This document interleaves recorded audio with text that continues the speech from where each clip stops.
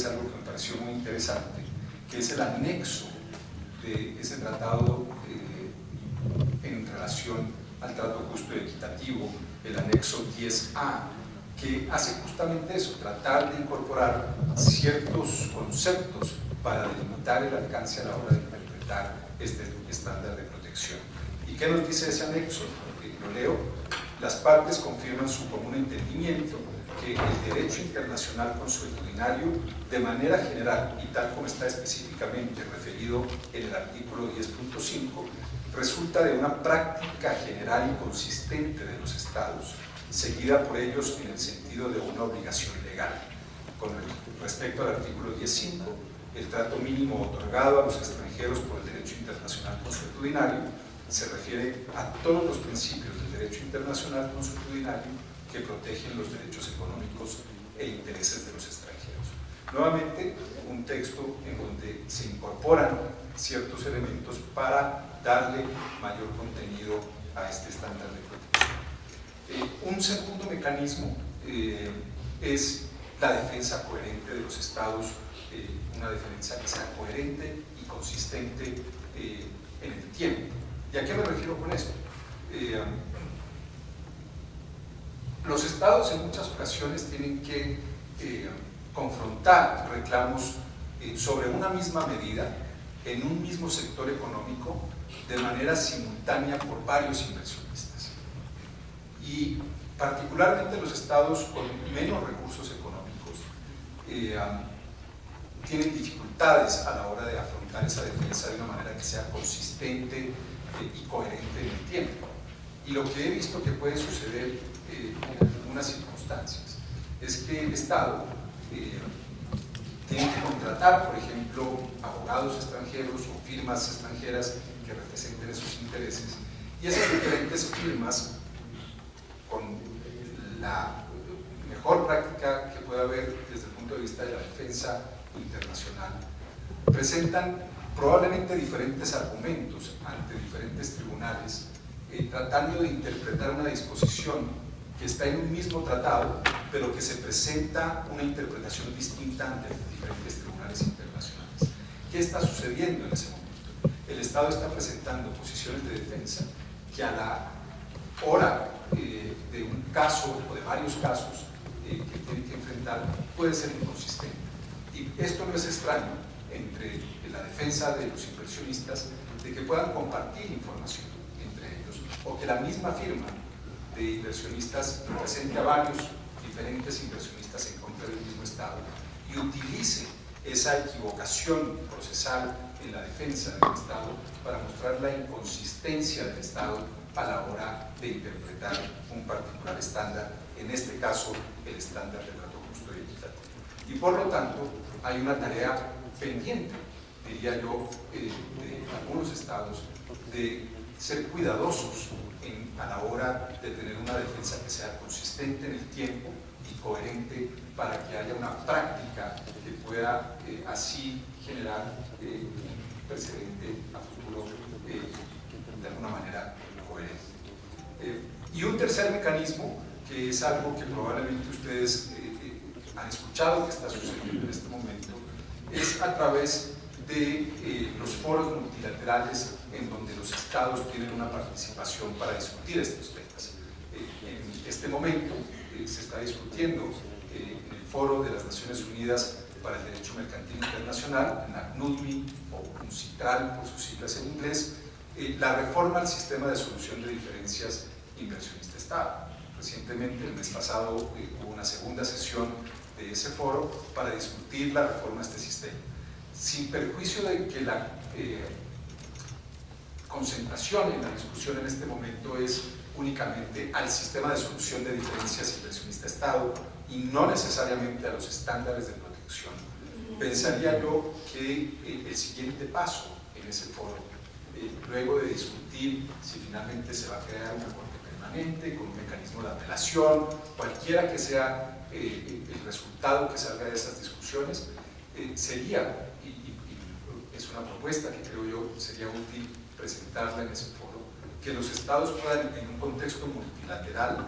de las Naciones Unidas, donde participan más de 100 Estados, discutir estos temas tan sensibles en materia de interpretación de tratados internacionales. Gracias, Álvaro. La primera de las alternativas que mencionabas era la posibilidad de negociar o renegociar, en todo caso, tratados vigentes. Lo que se viene viendo en los recientes años es que hay una tendencia a querer incorporar cláusulas relativas al derecho de regular de los estados, al que Andrea se refería y aclaraba que es un poco escéptica al respecto. Mi pregunta es si lo ves a esto, a la inclusión de una cláusula de derecho regular, que es claramente algo que en los arbitrajes se discute muy fuertemente vinculado al trato jurídico, si esta incorporación lo ves como una situación que permitiría también limitar esa interpretación un poco discrecional que se puede hacer del estándar de trato jurídico. Muchas gracias, Mariana. Sí, el poder regulatorio del Estado es probablemente una de las manifestaciones más relevantes y esenciales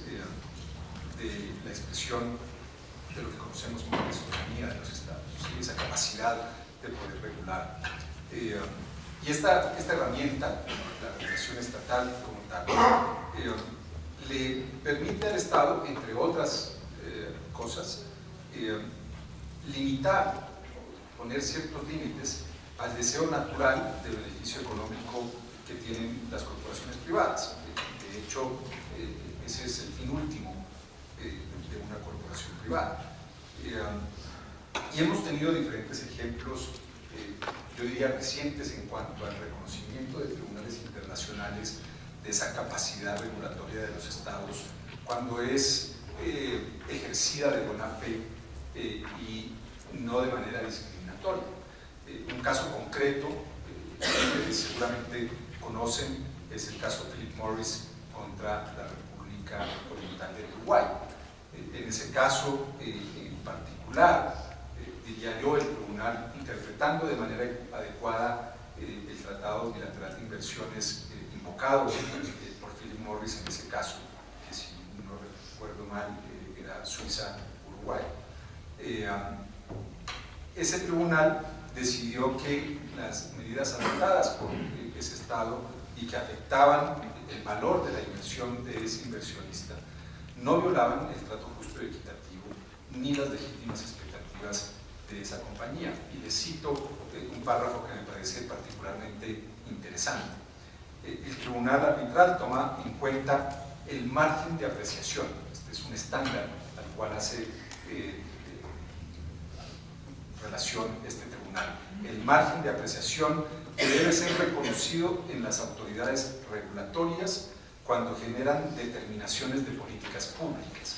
Las regulaciones del Estado fueron una medida razonable, adoptada de buena fe, en aras de implementar una obligación asumida por el Estado en virtud del derecho internacional, en particular del convenio marco de la OMS para el control del tabaco. Entonces vemos acá como un tribunal, a la hora de entender el alcance del trato justo y equitativo como una protección que le había ofrecido el Uruguay a inversionistas extranjeros que provenían de la otra parte de ese tratado, en este caso de Suiza, puede ser limitado siempre y cuando el Estado actúe con ese poder de capacidad regulatoria, de buena fe, sin hacerlo de una manera discriminatoria y respetando el debido proceso de ese inversionista. En cuanto a mi opinión personal sobre las disposiciones para evitar ese amplio margen de discrecionalidad de los tribunales a la hora de aplicar este estándar, yo creo que es una tendencia que debemos aplaudir, que debemos esperar que se vaya generando una mayor práctica y de carácter uniforme de los estados latinoamericanos en general en cuanto a su posición de cuál es el contenido de este estándar y que más allá que nos pueda llevar a adoptar una política del pasado, como puede ser la doctrina Calvo, nos lleve a adoptar una política que sea mucha más conservadora, diría yo, en cuanto a los límites que debe entenderse a la protección de la inversión extranjera y a la capacidad del Estado, que debe tener cierto margen de apreciación, como lo dice este tribunal, a la hora de implementar las medidas adecuadas para la protección de ciertos valores que son fundamentales para la existencia misma del Estado, como es la protección del medio ambiente, como es la protección de la salud pública, entre otras medidas que son fundamentales. Gracias, Álvaro. A efecto de poder trabajar, ¿no?, sobre las cláusulas y estas estándares de trato justificativo, o cómo poder limitar un poco o hacerlas más previsibles, tal vez lo importante es volver un poco a algunos de los problemas que marcaba María del Carmen, de qué es lo que ha generado problemas con esta cláusula. Andrea mencionaba una serie de elementos que componen al estándar de trabajo justo según distintos tribunales, como la estabilidad, previsibilidad, consistencia, transparencia y expectativas legítimas. Nancy, me gustaría saber tu opinión, o cuál es tu visión de cuáles de estos elementos, o incluso María del Carmen también mencionó el debido proceso como uno de los temas críticos al analizar cláusulas de trato justificativo. ¿Cuáles han sido los problemas, particularmente de la región en Latinoamérica, teniendo en cuenta que tal vez hay que tener un poco en cuenta el contexto, que es también algo a lo que Andrea hacía referencia, en concreto en Latinoamérica? ¿Cuál ha sido de estos aspectos tal vez los más críticos? Yo creo que lo más crítico de estos elementos principalmente ha sido la estabilidad.